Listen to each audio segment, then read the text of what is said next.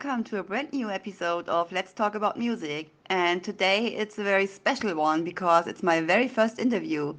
And I'm happy that I was able to win over the wonderful singer-songwriter Steve Inglis from Scotland. Hi, Steve, and thank you very much for taking the time for this interview. For those who don't know you, it would be great if you could briefly introduce yourself. Thanks very much, Martina. It's a great pleasure to be with you. I've been, I've been a musician most of my life, since about 14. And I first bought a bass, and from then on, it was more bands, until I packed it in really about 1990. Stopped for years, about 10 years I would say, and then picked it up again. And really when the platform became available on the PC like MySpace Music, and later, shortly after that, I think it was YouTube, and then on to Reverb Nation for a long time. Then Spotify came along, so I gave that a bash, and basically been on that now for about a year, and things are going quite well actually. Lots and lots and lots and lots of things happened, obviously the band, but that's probably about what's happening now. I'm with Spotify now. Well, the pleasure is all mine, Steve. So, you've been making music since you were 13 years old and taught yourself to play the bass guitar. Has it always been your dream to become a musician? Did you grow up in a musical family or where did you get into the music? I think really it's been with me when I was a little kid. When I'm talking about a little kid, I'm talking about 4 years old. The little toy piano, and just out of the blue, um, tapped out one of the Beatles songs, and of course, I don't know, it just seemed to stem from there. And obviously, you know, yeah, I've always wanted to be a musician. I would say that without a doubt. Actually, before I got the bass, I had an old acoustic guitar and used to practice chords on that. The bass really was self-taught. Um, but yeah, I mean, I've always had this sort of feeling inside that there's music there and it should sort of come out. And so, obviously, sort of seeing bands and that, you think, well, I want to be there. I want to do that. And actually, I went to see AC/DC in 1976, and that just blew me away. And I thought, well, I can do that. Definitely. That's what I want to be. I want to be up in that stage, and I followed it through and ended up on that stage. Well, you said before that you played in bands, and I know that you played in two very successful bands that broke up due to problems within the band, and therefore you haven't touched the guitar for several years. What made you start music again? And hey, we are all glad you did that. Well, bands can be cruel. Actually, you can actually get the greatest high in the world when things go right. With the two successful bands I was in, and the highs were spectacular. Um, but latterly, um, things started to go kind of downhill. I was depending too much on alcohol to get myself on the stage, and kind of lots of problems ended up with internal battles with the band. And so, I just sort of got to get out of this. Um, and it was a great relief. But obviously, music doesn't It doesn't leave you, it stays within you. And in those 10 years, I think I was thinking, gosh, start again, let's start again, let's start again. And then obviously these platforms that came along that allowed you to do your own music from your own home, which is spectacular, incredible. So I bought myself a little 4 track, which, which strangely enough, I used up until about last year. Had it all that time. Used it for the 4 track analog cassettes. Recorded all my stuff on that. It really was a lot. I had a love, found a love for ambient music as well as rock music and pop music or any genre. And what came out really was a mixture of ambient and sort of pop rock. And it was really, really great fun, recording. It always has been for me. Still is. It's great. Um, but yeah, I mean, I think just had to get back to music because it's in my soul. When you started making music, YouTube wasn't a big issue, just like other streaming platforms. Would you describe this today as a curse or a blessing? And where do you see the advantages and disadvantages of social media? That's a good one. Um, it is both a curse and a blessing. Spotify's a very strange beast. Um, for those that don't know anything about Spotify, you spend half your time streaming other people's music and not listening to it. It seems a bit pointless. But that's there, you become hooked. Um, I'm good actually because I do listen to other people's music. I'm very interested in other people's music. It fascinates me, and I get some inspiration from some of the music I hear.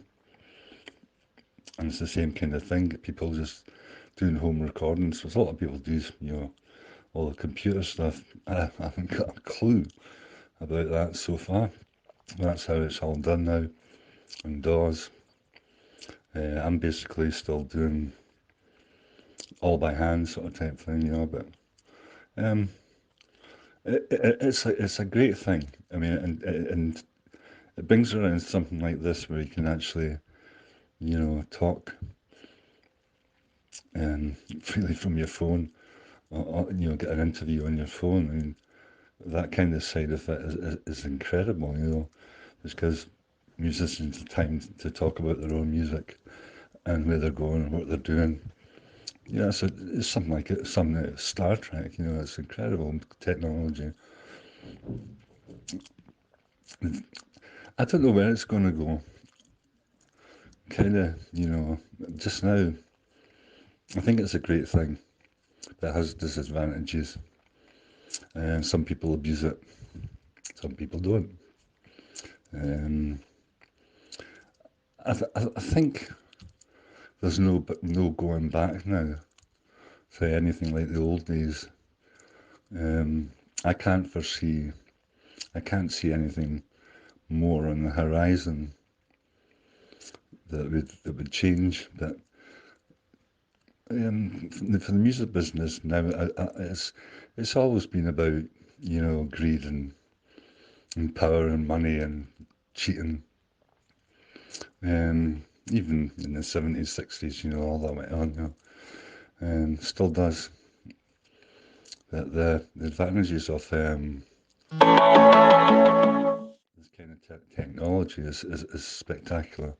To be able to do something like this, to be able to record your own music and get it out into the world is beyond belief. But it's the bad side that kind of spoils it, I think. A lot of people might agree with that or disagree with it.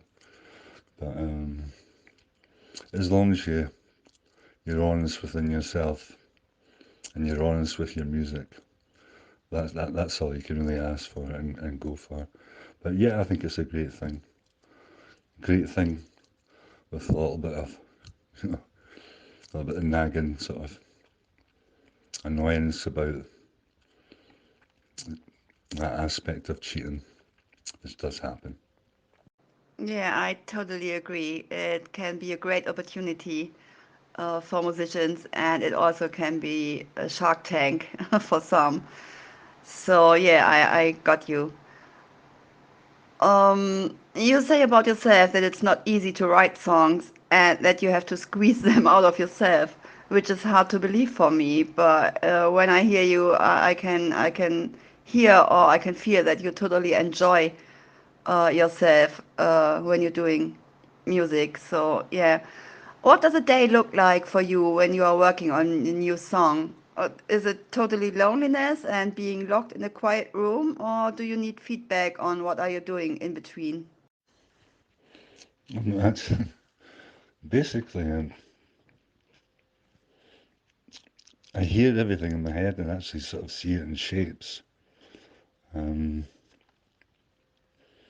but when it comes to actually doing music, I prefer to be on my own. But there's times when where I've actually recorded, I've had my wife and the dog walking past. 'Cause it's a throughway into the kitchen, into the back garden. But um, yeah, I'm basically on my own. When I say hard, I mean, or trying to squeeze it out, I have to be kind of in the zone or in that kind of mood. If I get an idea in my head and I get it down, then it flies. It really, you'll probably hear that in the music. It's absolutely spontaneous, which is the thing that I really absolutely love when you get something like that happening. It all comes together, and I don't go into like say thousands of takes or whatever. It's completely spontaneous, and it's usually one or two takes.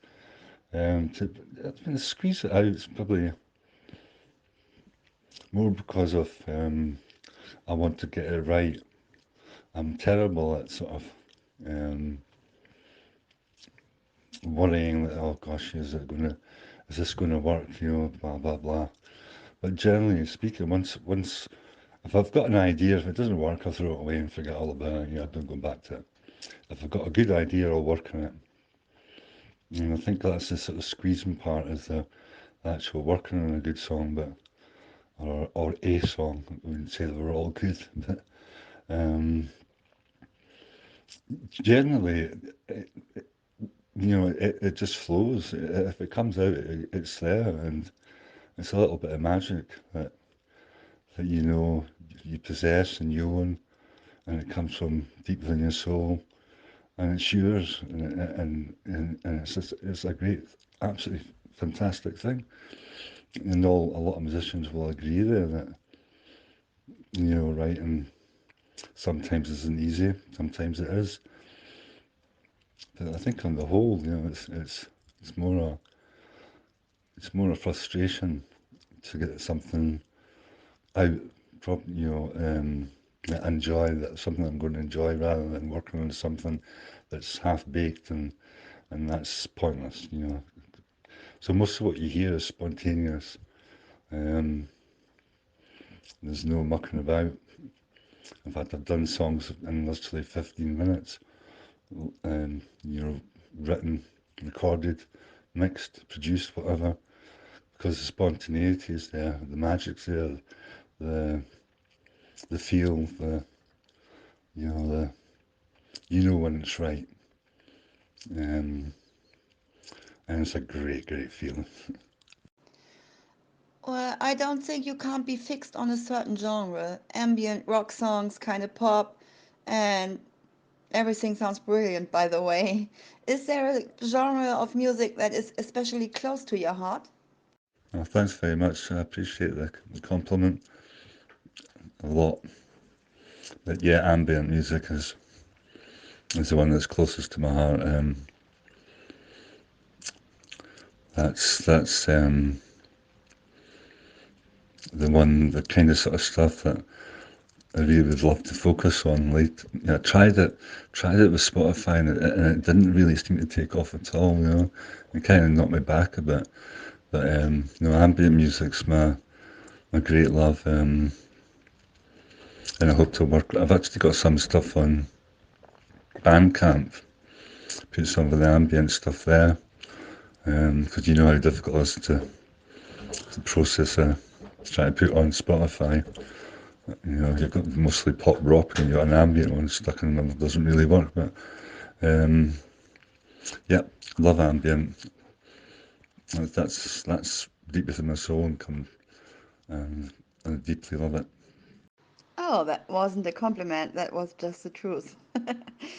If you could meet the younger you, what would you want to say to yourself? Any advices or anything you would do other in your life? Let us know. Strangely enough, I wanted to be an architect. um, that wasn't going to happen. No, I met a guy at school and basically walked out of school and straight into music. I could say, well, there's a lot of things I could say to my older self. Yes. Um, no, I think there isn't another path that I wanted to go down at all. You know, I wanted to, you know, it was once I bought that instrument, once I bought the bass and teamed up with this other chap, it just went from there. It took off from there. Obviously, I've had jobs, but in the main, it's been music.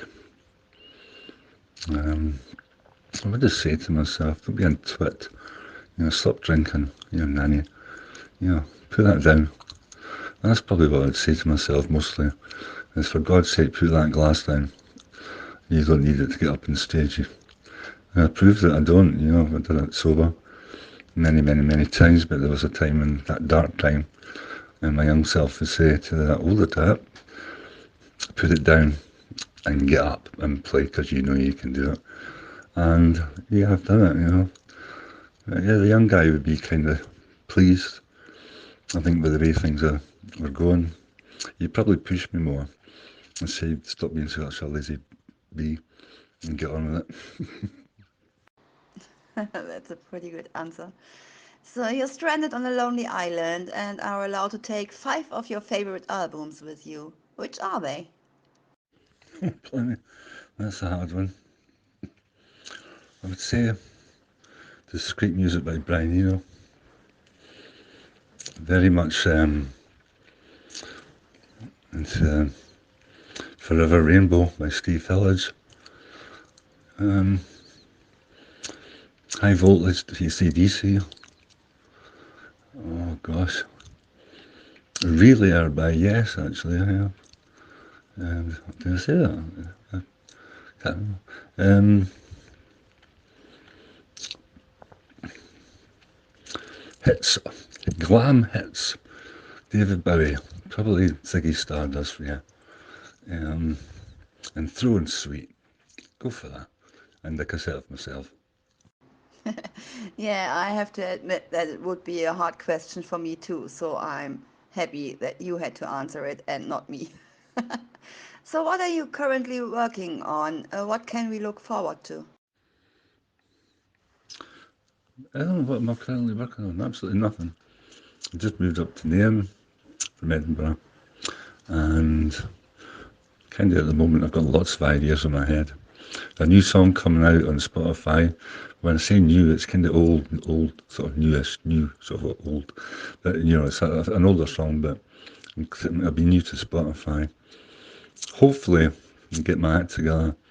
I've got new recording equipment that I hope to set up actually in this room I'm sitting in, which is a PC room, stroke laundry, stroke should be my sort of music studio room, which hasn't turned up that way so far. But yeah, we have lots of plans. I probably aim for a lot of ambient stuff. Yeah, try that again. Knock out, you know, something from there. Whatever comes into my mind or into my just how I feel. But where I go from now is basically the same thing. Is putting out. music that I've enjoyed making, and hopefully other people will enjoy hearing. That's really the main thing. As I say though, there's a lot needing done in here. So if you'd like to come and give me a hand painting, that'd be really nice. Cheers. Unfortunately, every good thing has come to an end, and we are about to finish this interview. And thank you so much, Steve, for this. It was so interesting and informative, and I'm glad you took the time.